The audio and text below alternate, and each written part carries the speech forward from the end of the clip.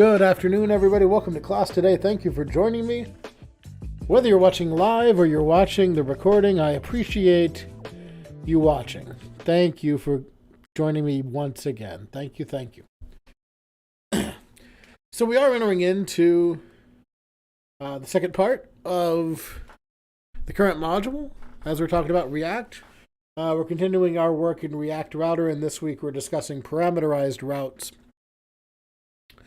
in React.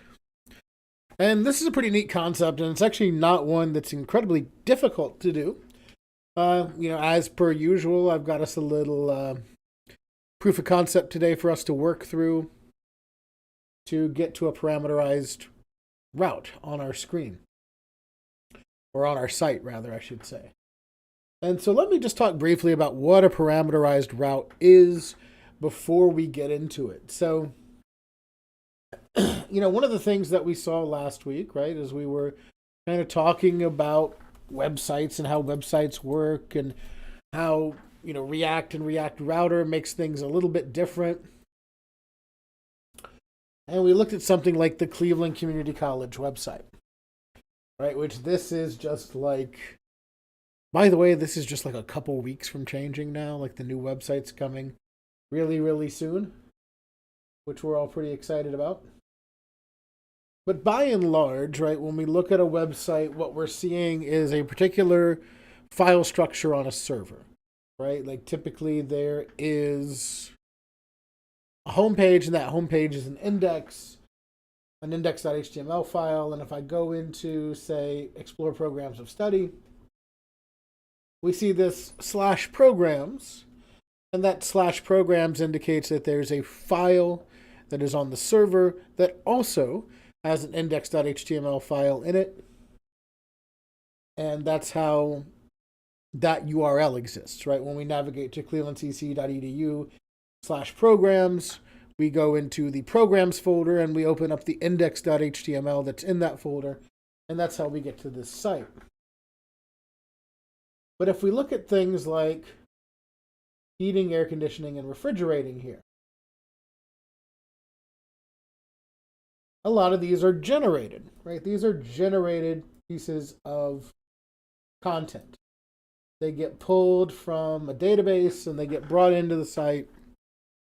And in doing so, as we can see here, it makes them another folder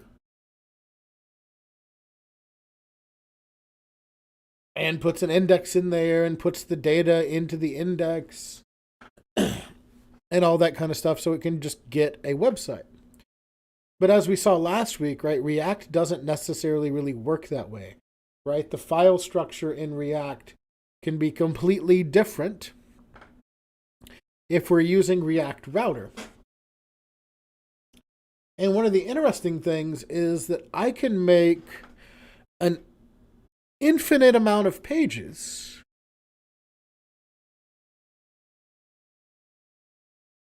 in React by just using what we call a parameter. And when we're thinking about a parameter, in terms of router, we can think about the parameter here basically just like we would a parameter or an argument in any other programming language, right? Like if we write some Python and we create a function, right, we're taking some data from outside of a function and bringing it into a function. And in essence, that's what we're doing here with these parameterized routes. Except the parameter doesn't come from an input. It doesn't come special when you call the function. But rather it comes when the user enters in the URL, or simply when the user clicks a link that you've created. And we can use this to expand and create a bunch of different pages with very, very minimal effort. And that's what we're going to do today. The proof of concept that we're going to be doing today is basically looking at a particular use case. In this case, it is for users. So we have, in the hypothetical that we're working with today in this proof of concept, we're calling it a user page. Another thing that we could kind of think about is like, okay, well, what if we had video game characters, right? Like if we had a website that had a bunch of video game characters on them and we wanted to have links to each video game character. And on that page, it would have all their information. Well, what we can do in React is we can create a JSON file, or we can have another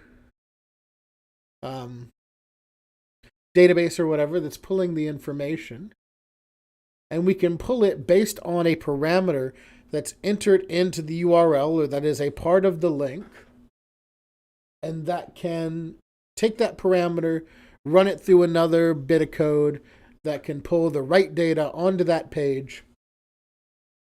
And so the way that we're getting data from outside of the page brought into the page is through the URL instead of through a function call. Right? And so we'll see that as we kind of progress here. So let's go ahead and let's get our project kicked off here. Open up our terminal. We are going to cd to the right directory, which in this case is web 285. I'm going to make a directory for param route. We'll cd into there.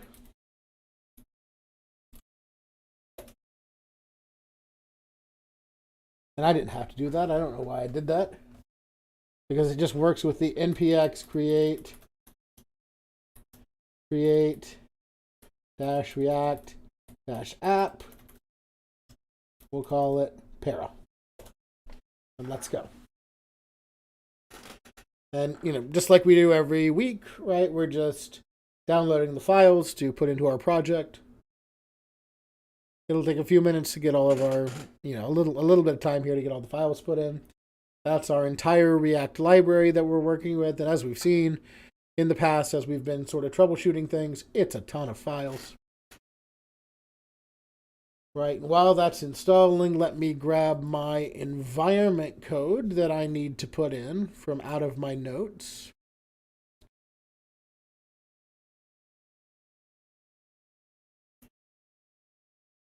I've got that here somewhere.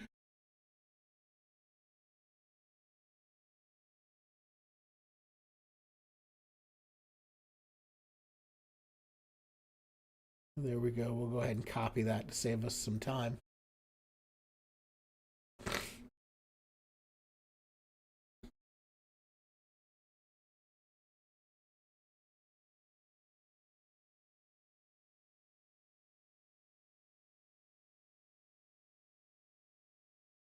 We'll also go ahead and make sure while this is going on, we'll make sure we have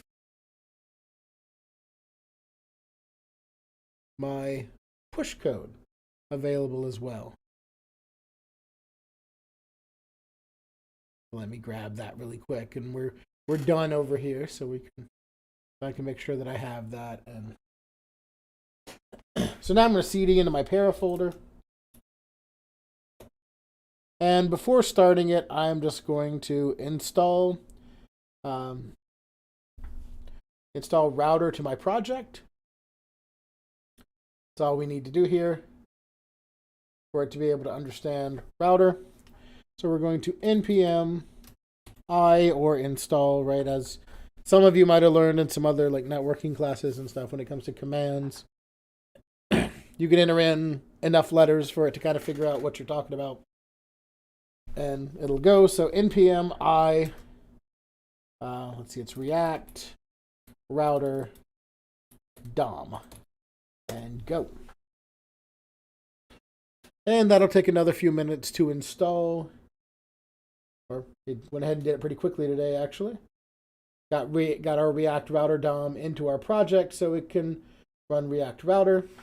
And so now I can npm start to start up my server. And I should also, well, I'm getting ahead of myself, right? But we can go ahead and see the site load up. There's my file. It's the ESLint problem. So I need to open up my directory now and fix that. So we'll hit Control C and then Y to terminate our server. We will run code-r period to open up VS Code. Yes, I trust the authors. Open up another terminal again. We're going to create our .env file here and paste that line there to disable ESLint. Since something's misconfigured on my system here, we don't need it. And so now when we npm start,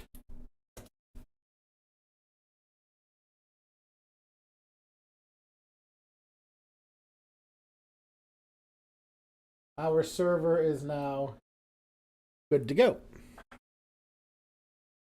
You know, it is just a reminder that you might want to, you know, clean some stuff up here. Like, you can delete the README if you want to, because that's the basic. I don't think I've ever really mentioned this. It might be in the course. But the README is just the basic React README, so that can be deleted if you want to. If you want to delete that, it's not really providing anything to your project. Or you can change that to be more about the site that you've created here. But we're going to get into our source here, and we're going to go into our app.js file. And I'm going to go ahead and comment out the logo and the CSS, because we're going to remove everything out from between these div tags in our app function here, just so we can have a clean slate. So now we have a blank website to work with. And so one of the things that we did last week was we talked about how we'd use router and how we can parameterize, or we didn't talk about how we can create routes to different parts of our site is what we did.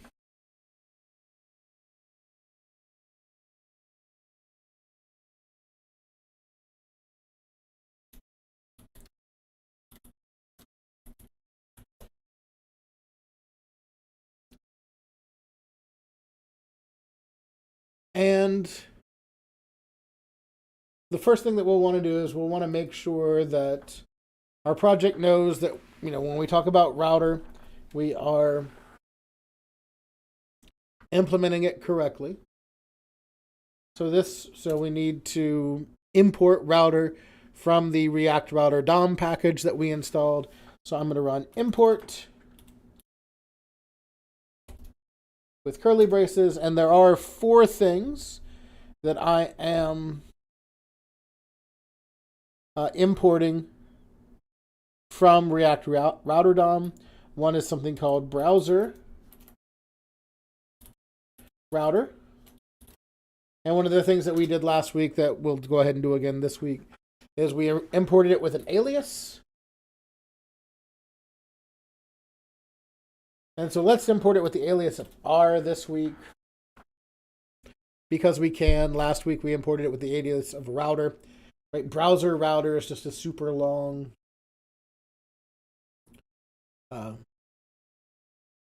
name. Right? So we can just give it a little alias here, and we can refer to it as that later on. I also want to import something called routes, import something called route, and import something called link.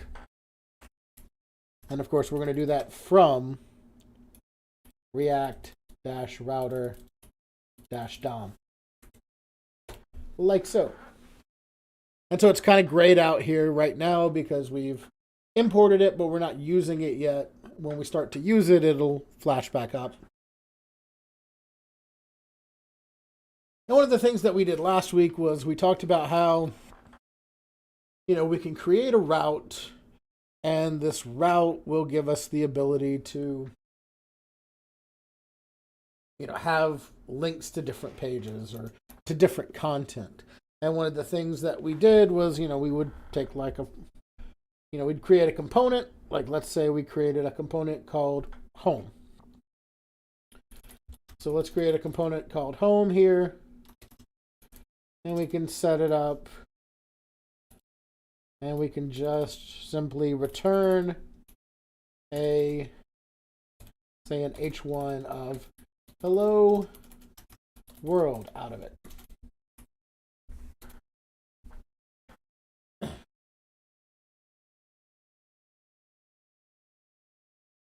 And so now in our exporting function here, we can work with our router. And in this case, we gave it the alias of R, uppercase R.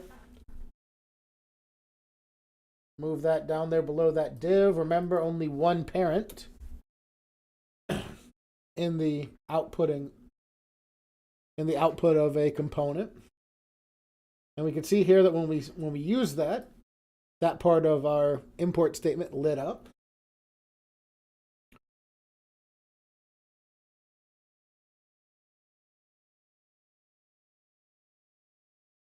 We can add a link into our div here, just simply saying, link to, and 2 equals just backslash for the home page. And this will be our home link. Right, and then we can just create a route that puts our function there when we go to the home page. Right, so we'll create a section for our, I want to go down here below this closing div. We'll set a container here for our routes, and we'll put a route path to the home directory, and the element that we'll be showing there is our home element.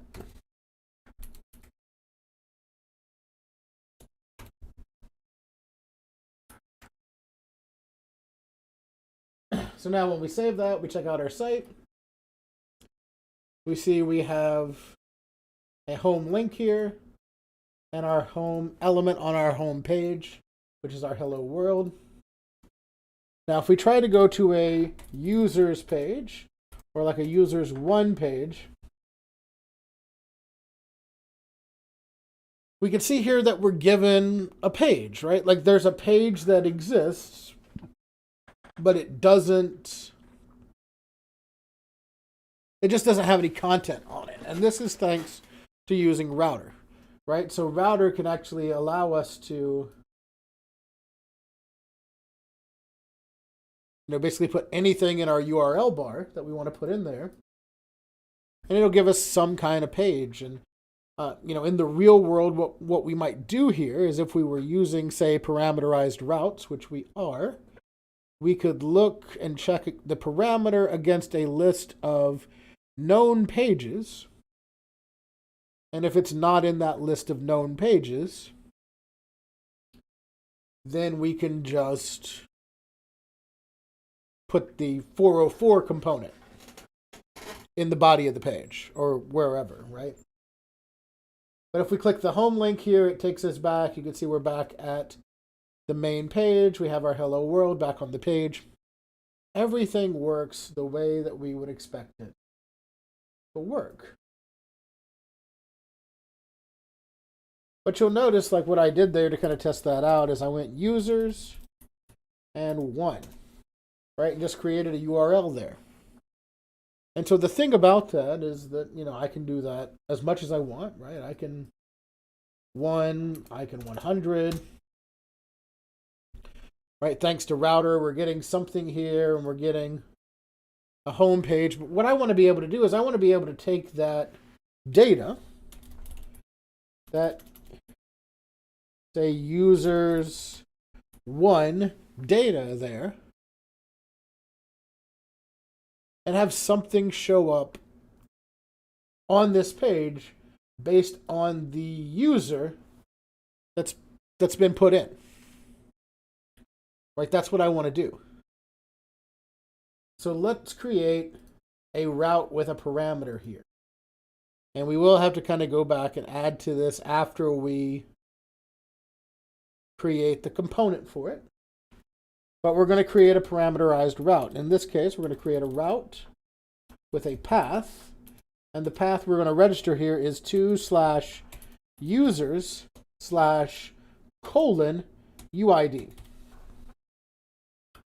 Now that colon there signifies that that part of the URL is a parameter. So whether I enter in one, whether I enter in like a name, like Tim or Kyle or Sarah or whatever,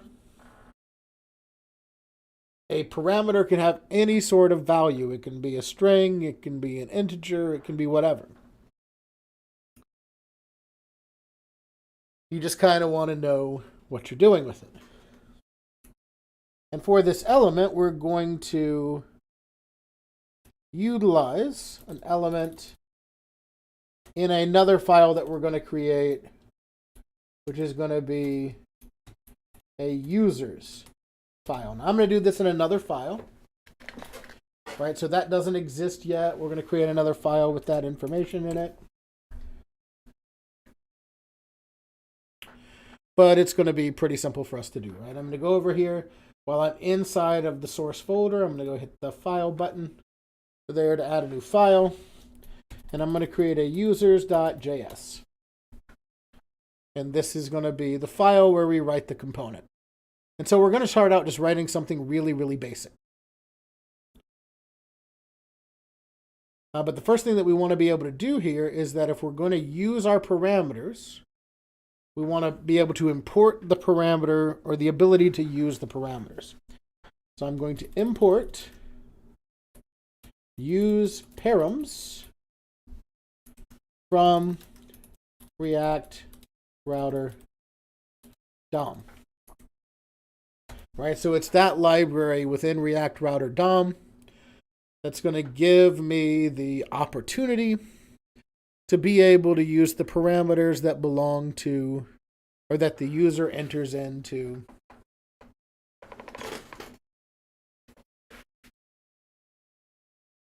that item.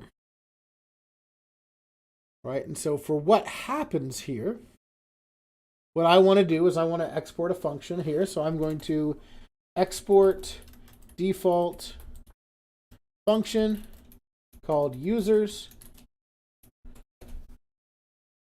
And we will still need to kind of go back and import this file into app.js here so we can use it over here.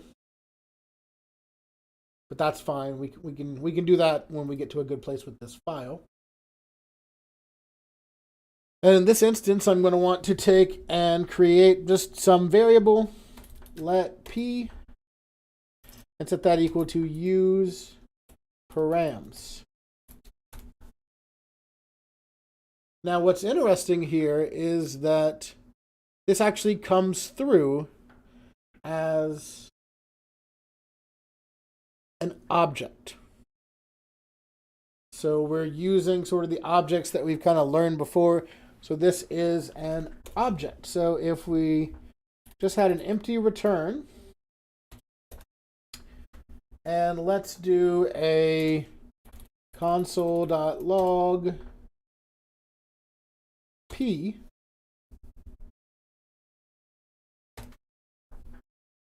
and let's just put just for now, let's put like an H1 in here that just says user page. Just so we can see the difference. So what it does is it use params is returned as an object containing the basic parameters that are in the URL. Right, so if I save this, I can now go back over to app.js and I can import this file. So what I want to do here is I want to import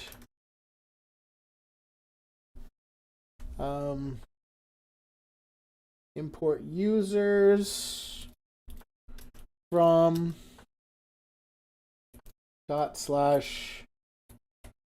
/users.js. So now I have that imported into here, which will allow it to work with my call to the users component here. Right, so on our, and of course I did. On our page here, we now see it says user page on this sub page, right? And we see user /1. So we know that it's routing to that other function because that was the output that we put in. If we inspect element here and we look at our console, we see that we have a reference to an object here. And it'd be a little cleaner if I refresh, so let me refresh the page here. We have a reference to an object here, and it's telling me UID is 1. Right? And if I change that parameter to, let's say, like Stephen, it tells me that the UID is Stephen. So I'm able to access that UID from the URL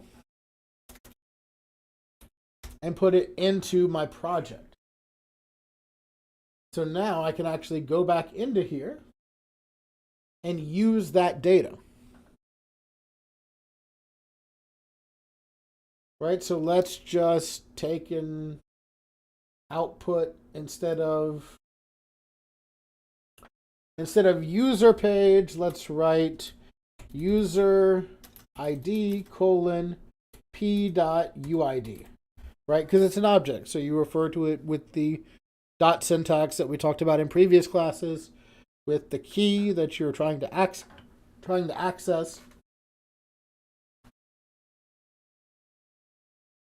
And we want to make sure that that is in curly braces because it is a hook.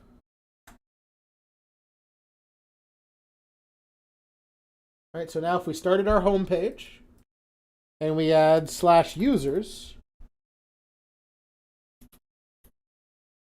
if we just add /users, we still don't get anything, right? Because our parameterized page was 1, 2, whatever was put after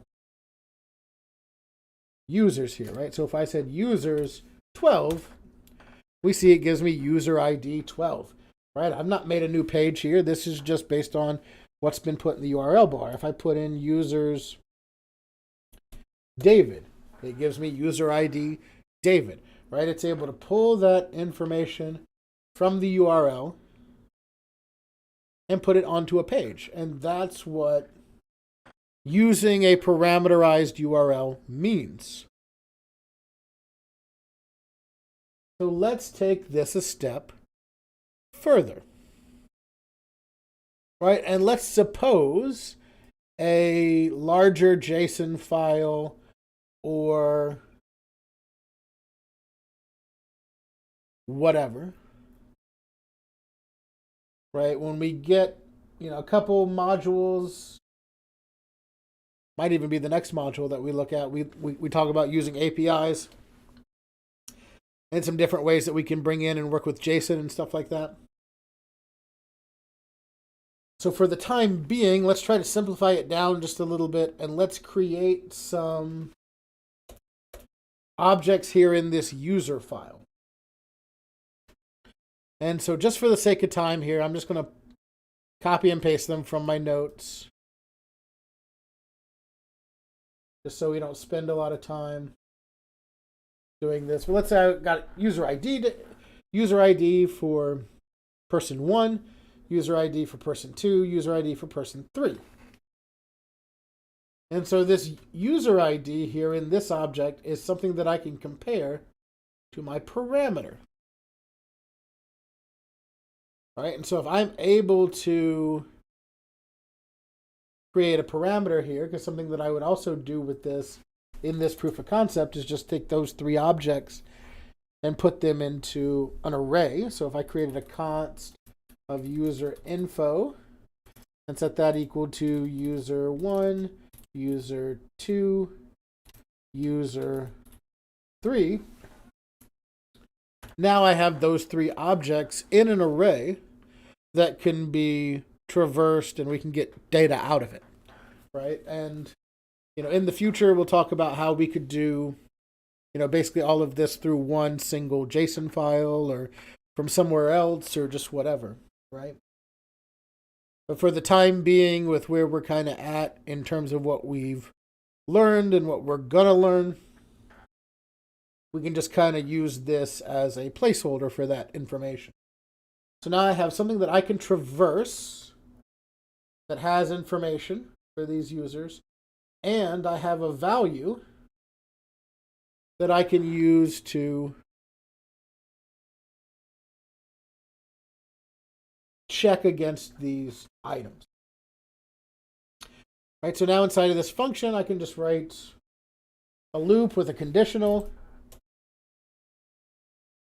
And we can go ahead and comment this out. A loop with a conditional that can make this work, right? So, I can use an enhanced for loop here. So I can say for let users of user info. So that'll take my user info array, users being the iteration variable that's going to go through and check each user. If users.user ID, right? Because that is the dot notation call for our object here. Users.user ID equals p.uid. Then we can just take a couple other variables and set them based on the other variables that are in that object. Right? We can create a var for, say, uname and set that equal to users.name and var uage and set that equal to users.age. So now I can use the parameter that's entered into the URL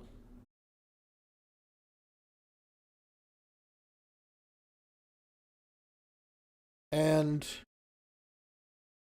I can work through it. I can even, I can put a little else condition, or I can put something else in here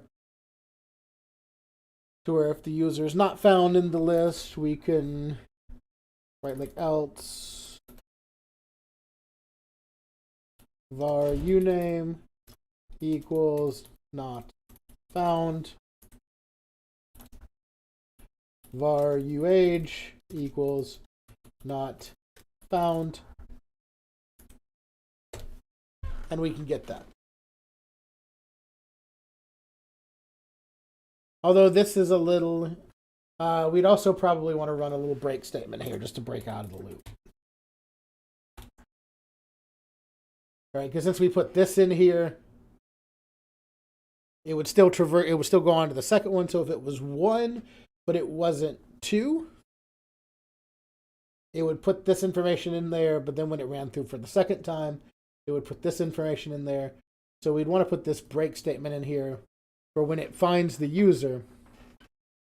So it just terminates the loop and stops there and doesn't get to the else state. And so now we can work with our return information accordingly, right? And we can put a little paragraph here that is user name, which is going to be uname, and user age, which is going to be age. And we want to make sure, again, this just has a singular parent.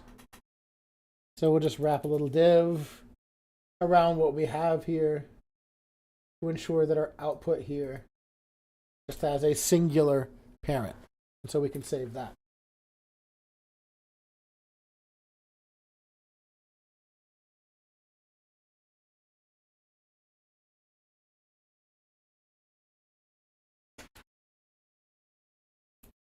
And so now, if we check this out,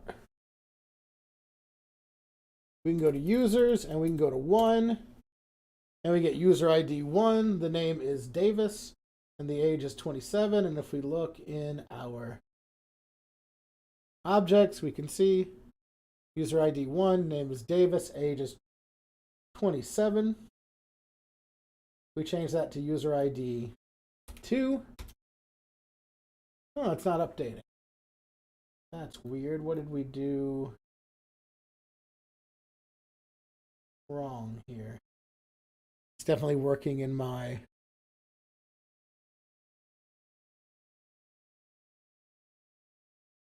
It's working in my test version. What did I do different?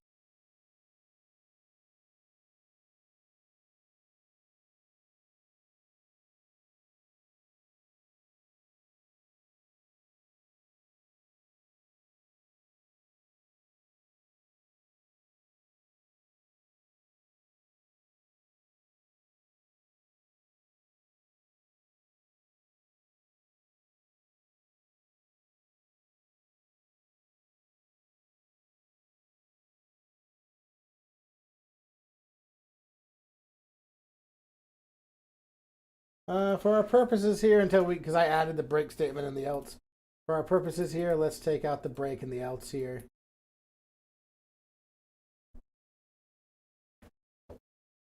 And I can go back and try to figure that out later.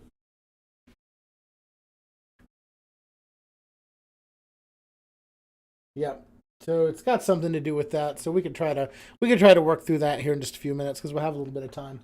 But we see there now gives username Nick, user age 26. If we look here, user 3 is Nick and his age is 26. It might just need a refresh here.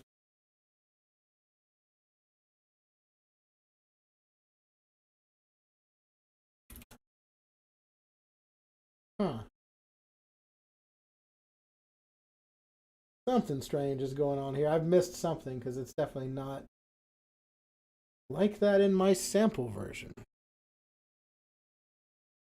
I have missed something.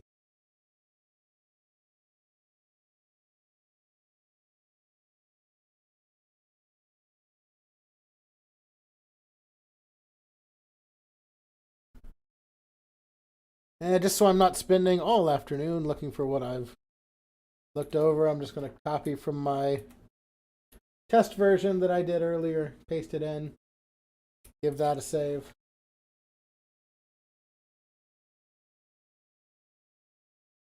And so now page 1 is Davis. Page 2 is Dan, as it should be. Page 3 is Nick, as it should be. Right, some weird typo that I missed there, and you'll have the code pen with the correct code in it when I send it out. But it had to be some sort of weird typo that I made there that I just couldn't spot, which happens from time to time. And now that we know that, we could try to go back and address this if statement. Let's try to do a break on this and an else on this and see if that will do it.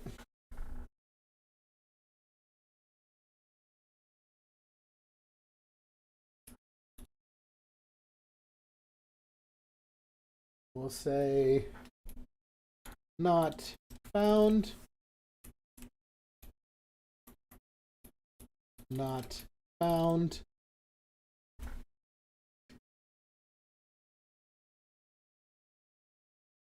So now 3 will give us Nick, 2 will give us Dan, 1 will give us Davis, and any other value will give us not found. Just as we suspected. Some weird typo. Some weird typo must have gotten my way there.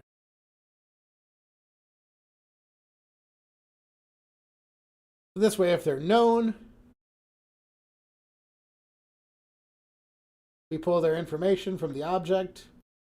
If they're unknown, we just put that they're not found. Now we can also add direct links to these pages, and they will also work accordingly. So if we go back to our app.js page here, we can just add links here in our section with our links. Link 2 equals /users/1, and this can be user 1. We can also put some style in here if we wanted to, like style equals, I think it's 2 padding, 10 pixels.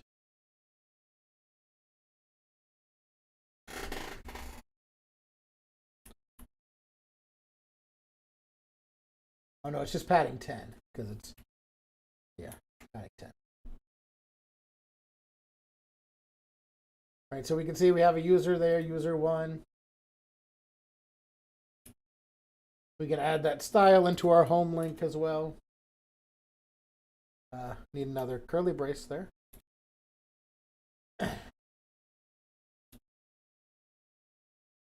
We can do one for user 2, user 3.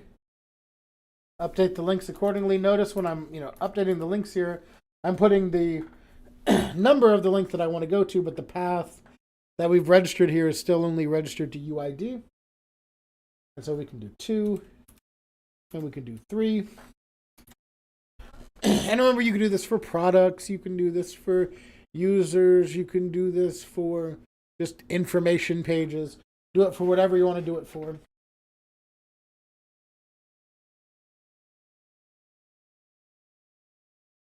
Right, so then in my application here, if we go home, if I click the user 1 link, it's going to give me the user 1 information. If I click the user 2 link, it gives me the user 2 information. The 3 link gives me the user 3 information. Now, the great part about this, right, is, like right now, there's not a user 4, right? If I do a user 4, I get a not found.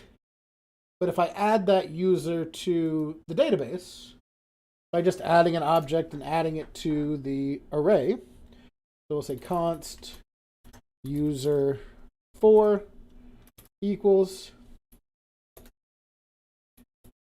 user ID 4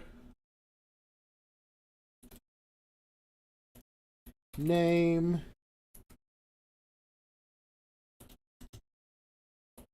Reina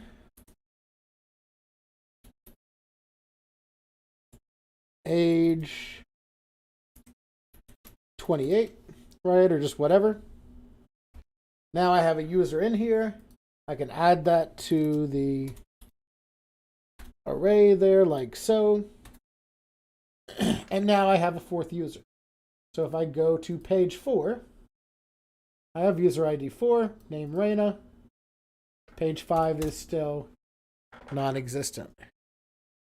I could put Reina link here at the top as well if I wanted to. So let's do that real quick.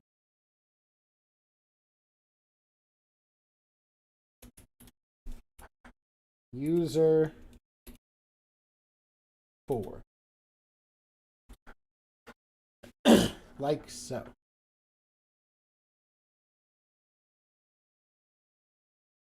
Now, home page, page 1, page 2, page 3, page 4.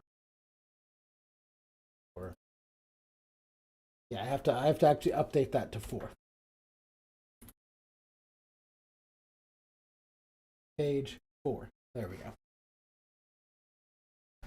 So with that being said, that's about all that I have for you. So we'll go ahead and we will get this pushed to a GitHub. We'll go to github.com here. I'll create a new repo.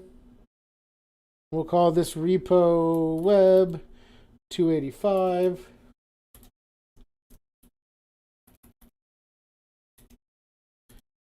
SP23 React params. We'll stop our server here, Control C and Y. We will get init, get add period, get commit -m, initial commit.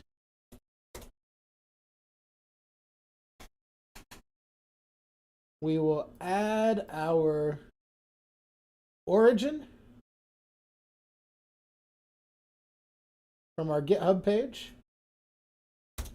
And then we will push get push origin master. And there it goes. So now if I go back to that GitHub page now, I should have refresh code. Beautiful, beautiful code.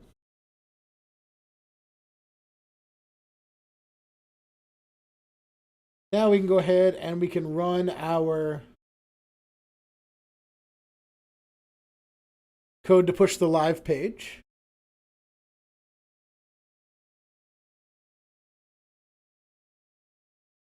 Right, so I'm going to want to make sure that since this repo name's super long, I'm going to make sure I copy it.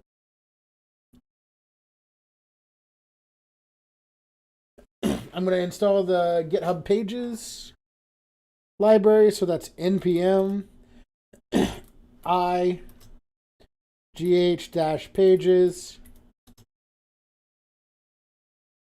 set --save -dev, and it'll install the GitHub Pages library into this project like so. In my package.json file here, we will add the home page. And that's going to go to https:// whatever your GitHub name is, .github.io / whatever the name of your repository is. Then we will add our pre-deploy and our deployment scripts. So in our scripts, we will add a pre-deploy and send that to npm run build,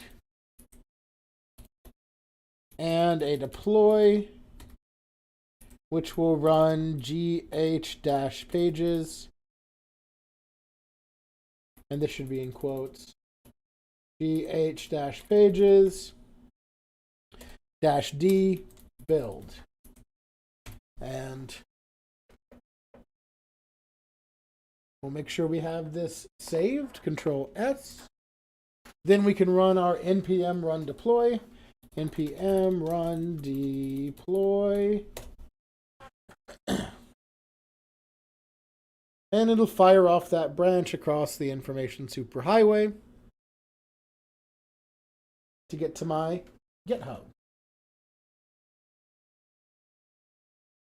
And it is there. So if I go to my GitHub now and I refresh, I should see that I have two branches now, a master and a gh-pages. And in settings here, in just a few moments, if I go into the pages section, I should get a link to the page. So while we're waiting on the pages to show up, let me just kind of go through some announcements here. Don't forget, you've got nothing due today. Your assignments for this module are due next Thursday.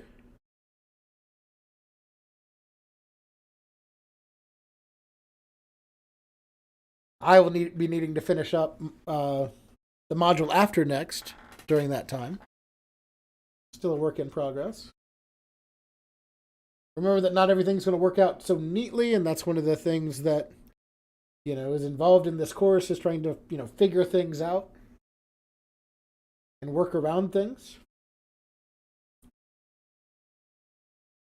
because that's realistic. That's the real world. If you have any questions, let me know. Send me a Teams message, send me an email, whatever you need to do to get in touch with me. There's my live page. You can see if I go to user 1, user 2, user 3, user 4. And remember that the URLs here are going to be a little weird because of the way that it does it. The way that the GH Pages library does it. And if I go to a user like 8, that doesn't exist.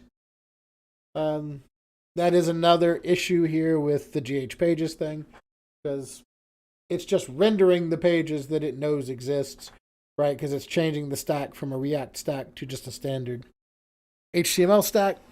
So since React Router handles things in a completely different way than regular HTML and CSS, that doesn't work here.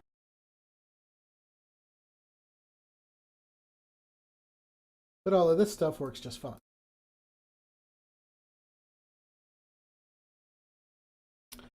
And so that's all that I have for you today. Once again, if you have any questions, please send me an email or a Teams message. Let me know. We'll do our best to figure them out. Thank you for watching. We'll see you next time.